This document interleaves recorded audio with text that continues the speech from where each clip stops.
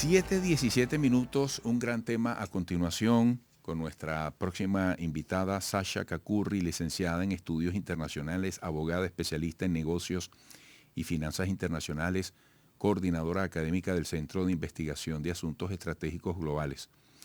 Bueno, doctora, un placer tenerla por acá y de antemano le digo que este es el tipo de tema que uno debe dominar independientemente del interés o del lugar del planeta donde estés, porque son los temas que surgen incluso en conversaciones. Así es. Y que aunque desde este lado del mundo luzcan distantes, son muy importantes. Lo que está pasando en el Mar Rojo con los hutíes, que ahora trae la noticia de que estos amenazan con cortar cables de fibra óptica. Así es. Yo quisiera que primero nos ubicara en ese tablero geopolítico, en ese escenario. Hola, buenos días. Gracias por la invitación. Sí, efectivamente, pues estos temas son temas que afectan estructuralmente al planeta y definitivamente pues tiene que ser del dominio de todos, más técnicamente, menos técnicamente, pero la gente de verdad tiene que conocer esto. A ver, el Mar Rojo es por mucho y sobre todo el estrecho que pasa frente a Yemen, que es el estrecho que en este momento está siendo atacado por los hutíes, es por mucho uno de los lugares de más tráfico marítimo internacional. Entonces, bueno, de allí a que estratégicamente para un grupo que está, bueno, pidiendo algún tipo de reivindicación o algún tipo de reconocimiento, pues es un lugar estratégico para el ataque. Y eso lo estamos viendo desde el año pasado, ¿no? ¿Qué ocurre con el tema de los cables submarinos? Bueno, si bien eso es un estrecho por donde ocurre gran parte del tráfico comercial marítimo internacional, pues por allí también, pero en el lecho marino pasa una gran cantidad de cables de fibra óptica que conectan o interconectan al planeta a través de Internet. O sea que esta amenaza es una forma de presión pocas veces vista. Ahora, ¿dónde está la capacidad o dónde está el poder de los hutíes para hacer este tipo de amenaza? Y al final, ¿por qué la hacen? Bueno, yo creo que aquí hay que decir que los hutíes y sus líderes han dicho reiteradamente que cortar los cables no es su intención. Incluso han trasladado esa parte de la responsabilidad a los Estados Unidos y Gran Bretaña, que bueno, forman parte activa de este conflicto. Sin embargo, el gobierno yemení, que además es el gobierno del país que no reconoce a este grupo, a pesar de ser un grupo yemení, ha insistido que, pues sí, el corte de los cables viene de parte de una acción o es una acción de parte de los hutíes, porque pues así lo han estado manifestando en algunos canales de redes sociales a los que tienen acceso pues tanto los hutíes como personas que simpatizan con estas acciones.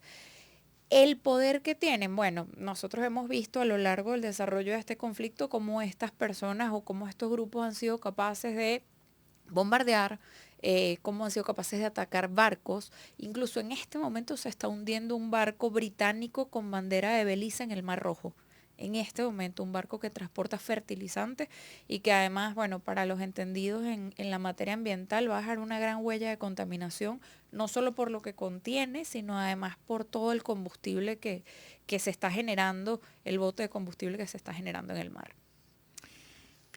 ¿Cómo luce la perspectiva de este conflicto? ¿Cuáles son los escenarios posibles? Mira, la perspectiva del conflicto, esto pareció un conflicto de muy corto plazo, la verdad. Pareció un conflicto que podía acabar, bueno, con algunas acciones, desde la alianza que existe con algunos países de Occidente hacia el grupo rebelde. Eso parecía al principio, yo lo he dicho varias veces sentada en esta silla, los conflictos internacionales puede que los analicemos y parece que nos podrían dar alguna luz sobre cómo se van a desarrollar en el tiempo, pero la verdad es que hoy en este momento este conflicto luce muy activo, este conflicto luce, bueno, en una lucha de poder compleja con un grupo rebelde cada vez más fortalecido y con una coalición de países que cada vez toma acciones más duras.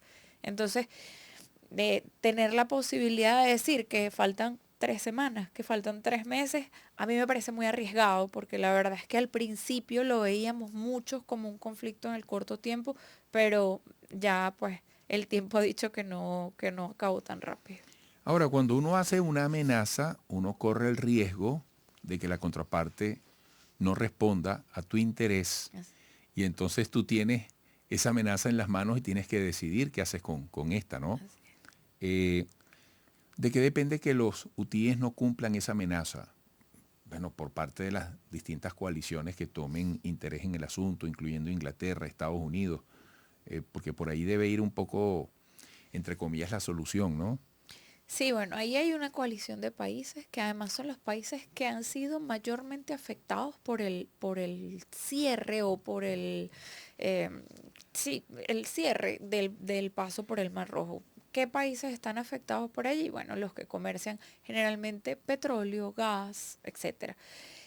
¿Cuál podría ser esa amenaza no cumplida o cómo podría no cumplirse esa amenaza? Bueno, que hayan acciones muchísimo más fuertes, acciones de fuerza, mucho más contundentes contra ellos, pero bueno, recordemos que ellos no solo están en el tráfico o en el paso del mar, sino que además también están en tierra.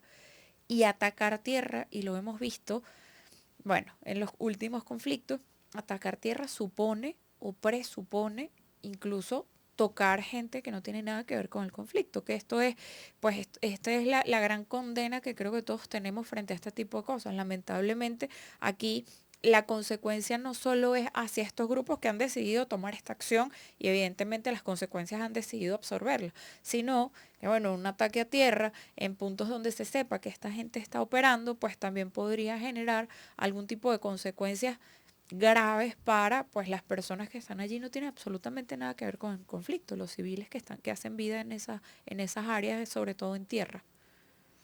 Ahora fíjate, son tantos los escenarios conflictivos que hay en el planeta en Así es. simultáneo, ¿no? Ujú. Desde una visión global, ¿cómo describirías tú, porque estamos en Venezuela, este programa se ve en Latinoamérica, Así es. incluyendo el Caribe, pero, oye, el eterno conflicto del Sí, hombre contra el hombre, ¿no? así es. Eh, y el tiempo va pasando, los escenarios evolucionan y da mucho dolor que todavía estemos en esto, ¿no? En esta destrucción en la reciprocidad humana. Eh, Al final esto genera mucha ansiedad. Sí, sí, bueno, la verdad es que pues uno que es bueno, un constante Ajá. estudioso de esto y un constante analista de esto, pues uno se da cuenta que si bien el contexto evoluciona, si bien las condiciones evolucionan, el contexto también evoluciona con todo esto, ¿no? O sea, era impensable hace un tiempo atrás que pues en algún momento se pudiera cortar el paso de mercancías y el paso de buques Ujú. comerciales por algún sitio. Si bien el conflicto con los piratas y el hecho de los piratas tiene Ajá. muchísimos Ah, años en nuestra historia y es de muy larga data, pues este tipo de cosas en algún momento eran impensables porque se pensaba que la seguridad global estaba desde algún punto controlada para este tipo de circunstancias. Porque bueno, esto estamos completamente conscientes que esto afecta no solo al comercio, sino es que afecta a la población directamente, que el 25% del tráfico de Internet que ocurre en esta zona se ve afectado, no solo afecta a pues las personas que navegan por internet con claro, un teléfono, sino además afecta a las industrias. así es. Entonces, Bueno, ¿qué te puedo decir? Uno sufre sus propios problemas, a cada país le ocurre, se asoma de la frontera hacia allá y se da cuenta que uno no es el único con los problemas, que uno no tiene los peores problemas. así es. Al final todo esto tiene relación con la política, sabemos que la política es imperfecta, sabemos que la naturaleza de su escenario es el choque de poderes, pero qué duro que nos veamos en medio de los conflictos Sí. con todas sus consecuencias, ¿no? A veces uno, bueno, se siente impotente, ¿ve? Viendo el mundo en esta convulsión. Oye, Sasha, gracias por venir hasta acá. Gracias. Muy, muy útil tu aporte para entender un poco mejor esto. Gracias, gracias Hasta por pronto. invitarnos. Sasha Kakurri, licenciada en Estudios Internacionales, abogada especialista en negocios y finanzas internacionales, coordinadora académica del Centro de Investigación de Asuntos Estratégicos Globales. Como digo yo, una persona que tiene bastante pupitre en su trayectoria. Volveremos.